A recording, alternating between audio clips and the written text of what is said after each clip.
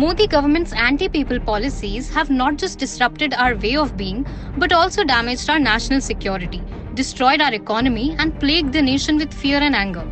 The issues that hurt us today are a direct result of the BJP's misgovernance.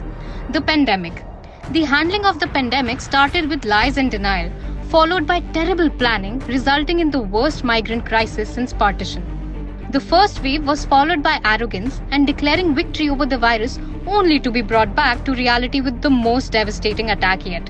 It could have been avoided, of course, had the government paid more attention to people's lives instead of their votes. Today, the crisis we face is vaccine-related. The slow and troubled start means that only 10.5 crore Indians are fully vaccinated, while approximately 93% are at great risk while a third wave looms. Price rise. If the pandemic didn't destroy your livelihood and bank balance, it's likely that price rise will. In the last 10 months alone, the price of LPG gas has increased by a whopping Rs 240. Prices of arhar and urad dal has increased by almost 15 to 16%. Oil prices have skyrocketed and increased by almost 19% to 48%.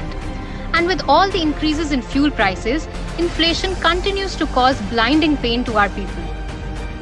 China occupying Indian territory. It's been more than 1 year since PLA troops entered Indian territory, martyred 20 Indian soldiers and captured nearly 1,000 square kilometers of our territory. But through all this, PM Modi has maintained his lie that no one entered Indian territory.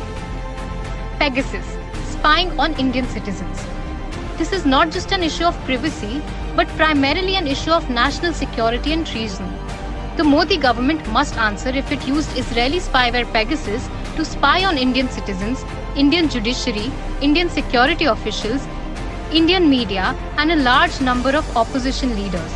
Today, we are not just dealing with an extremely dangerous virus, but also a Modi-made economic and political crisis.